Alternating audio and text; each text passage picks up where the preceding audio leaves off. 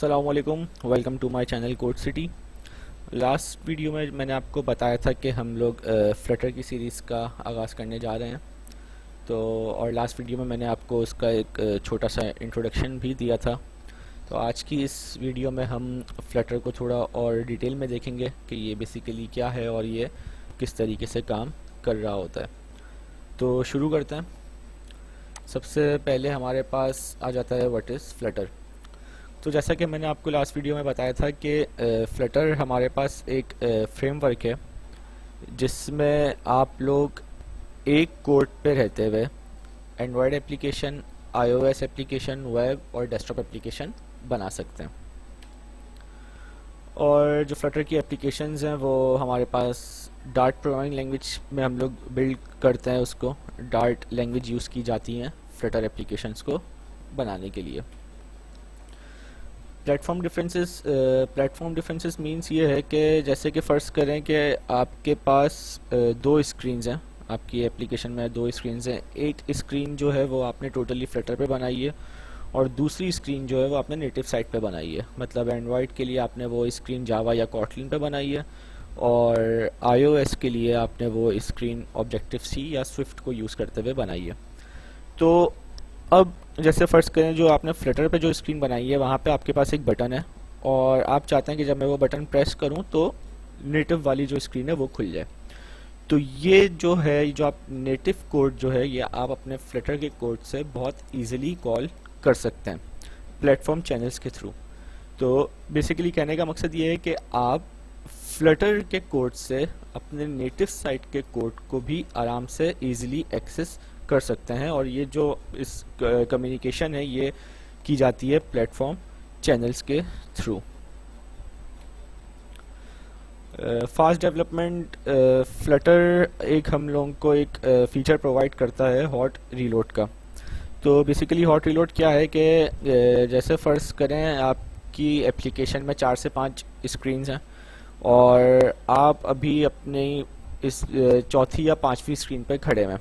आपने मोबाइल आप डेवलपमेंट कर रहे हैं और आप चौथी या पांचवी स्क्रीन पर हैं और आपको उस स्क्रीन पर कुछ भी एक चीज़ चेंज करनी है, कोई भी टेक्स्ट चेंज करना है या कुछ भी आपको डिज़ाइन कलर चेंज करना है। तो अब अमूमन होता क्या है कि जब भी आप कोई भी चेंज करते हैं अपनी एप्लीकेशन में और जब उसको दोबारा बिल्ड करने जाते हैं तो वो एप्लीकेशन स्टार्ट से बिल्ड होती है। मतलब वो बिल्ड होगी, फिर वो एप्लीकेशन दोबारा क्लोज होकर दोबारा से स्टार्ट से ओपन होगी। तो आपको वही प्रोसेस करना पड़ेगा चौथी स्क्रीन पे आने के लिए। मतलब पहली स्क्रीन से दूसरी पे आएंगे, फिर तीसरी पे, फिर चौथी या पांचवी पे जो भी आपने चेंज किया है वो आप देख सकते हैं। लेकिन फ्लटर एक हम लोग को हॉट रीलोड फीचर प्रोवाइड करता है। इसमें यह है कि आपने अगर कुछ भी चेंज किया है, आप चौथी या पांचवी स्क्रीन पे भले खड़े हुए हैं और आपने उसमें कुछ भी चेंज किया है, तो सिंपल आप कंट्रोल प्लस एस विंडोज़ में प्रेस करें या तो फिर एक हॉट रीलोड का एक बटन है वो प्रेस करें, तो with in a milli second, मतलब एक सेकंड से भी कम में आपको वो चेंज अपनी मोबाइल की स्क्रीन पे नज़र आ जाएगा बिना उस एप्लीकेशन को दोबारा बिल्ड किए। तो आप with in a milli second अपना वो चेंज देख सकते हैं। तो इससे जो डेवलपमेंट है वो बहुत ज़्यादा फास्ट हो जाती है। और एक दूसरी वजह ये भी है कि जो फ्लटर जो है वो हम लोग को बहुत सारे प्री डिफाइंड विजेट्स प्रोवाइड करता है। एक रिच कलेक्शन ऑफ विजेट्स से जो फ्लटर जो है वो हमारे पास शिप हुआ है। तो उन विजेट्स को यूज़ करते हुए भी आपकी जो डेवलपमेंट है वो काफ़ी तेज़ हो जाती है। मतलब विजेट्स से मुराद ये कि जैसे कोई भी आप एक कार्ड बना रहे हैं या लिस्ट बना रहे हैं तो वो आपको कोई स्क्रैच से बनाने की ज़रूरत नहीं है। फ्लटर आपको वो प्री डिफाइंड जो विजेट्स हैं वो आपको प्रोवाइड करता है। तो जब हम लोग आगे जाके जब एप्लीकेशंस बनाएंगे तो आप देख सकेंगे कि सिर्फ अगर हम लोग डिज़ाइन के हिसाब से हमें सिर्फ उसकी कस्टमाइजेशन करनी होगी, बाकी जो वो विजेट्स हैं वो फ्लटर ने हम जो प्री डिफाइंड जो विजेट्स हम लोग को प्रोवाइड करता है वो इतने पावरफुल होते हैं कि हम लोग को उसमें और मतलब कुछ करने की ज़रूरत नहीं है, सिर्फ हम उनकी कस्टमाइजेशन करते हैं। एवरीथिंग इज़ अ विजेट। फ्लटर के अंदर बेसिकली जो आप सब कुछ है वो विजेट है। मतलब आपका टेक्स्ट, आपका बटन, आपकी इमेज, लिस्ट, कार्ड, ये सब कुछ फ्लटर के अंदर विजेट है। बेसिकली फ्लटर की जो एक एप्लीकेशन है वो भी एक विजेट ही है। तो फ्लटर की जो एप्लीकेशन को अगर आप कलेक्शन ऑफ विजेट्स कहेंगे तो ये गलत नहीं होगा, क्योंकि फ्लटर के अंदर जो सब चीज़ें हैं वो हमारे पास एक विजेट है। और जो ये विजेट्स होते हैं ये हमारे पास एक हायरार्किकल ऑर्डर में डिस्प्ले होता है हमारी स्क्रीन पे। एक मतलब आप कोई भी अगर एक स्क्रीन बनाते हैं फ्लटर पे, तो उसका एक बेसिकली एक विजेट ट्री बन रहा होता है। अब इसकी एग्जांपल मैं आपको इस तरीके से दूंगा कि जैसा कि आप यहाँ पे देख रहे हैं, ये एक सिंपल सी स्क्रीन है जहाँ पे हमारे पास एक लोगो है और लोगो के नीचे दो बटन है। तो इसका जो विजेट ट्री होगा वो कुछ इस तरीके से होगा कि सबसे पहले मटेरियल है, फिर स्कैफोल्ड। ये मटेरियल है और स्कैफोल्ड क्या है ये अभी आप छोड़ दें, इसको हम लोग आगे जाके जब देखेंगे तो आपको ये समझ में आएगा। तो इसके बाद सिंपल आप आ जाएं कॉलम पे। अब कॉलम क्यों लिया गया, क्योंकि ये देख सकते हैं कि आप जो लोगो और जो बटन्स हैं ये आपस में एक वर्टिकली अलाइन है। तो वर्टिकल अलाइनमेंट के लिए जो फ्लटर हमें विजेट प्रोवाइड करता है वो कॉलम है। तो कॉलम के बाद कॉलम के दो चिल्ड्रन हैं, एक लोगो है और एक रो है। अब ये रो क्यों है, क्योंकि जो आप देख सकते हैं जो बटन्स हैं वो हॉरिजॉन्टल अलाइन है एक दूसरे के। तो अब हॉरिजॉन्टल के लिए जो फ्लटर हमें विजेट प्रोवाइड करता है वो रो का करता है। तो इसी तरीके से रो के अब दो चिल्ड्रन हैं, एक बटन 1 और एक बटन 2। तो इस तरीके से हमारी जो एप्लीकेशन का एक विजेट ट्री बन रहा होता है। वाई डार्ट, अब जो फ्लटर है ये डार्ट को यूज़ क्यों करता है, इसकी खैर मैं इतनी डिटेल में नहीं जाऊंगा, ये आपको एक सिंपल बेसिक सा बताऊंगा कि ये डार्ट को क्यों यूज़ किया जाता है। तो बेसिकली डार्ट जैसा मैंने आपको बताया था एक simple object oriented programming language है, और इसके अलावा जो डार्ट है वो AOT कंपाइलेशन और JIT कंपाइलेशन को सपोर्ट करती है। AOT कंपाइलेशन मीन्स मतलब अहेड ऑफ टाइम कंपाइलेशन, और JIT just in time compilation.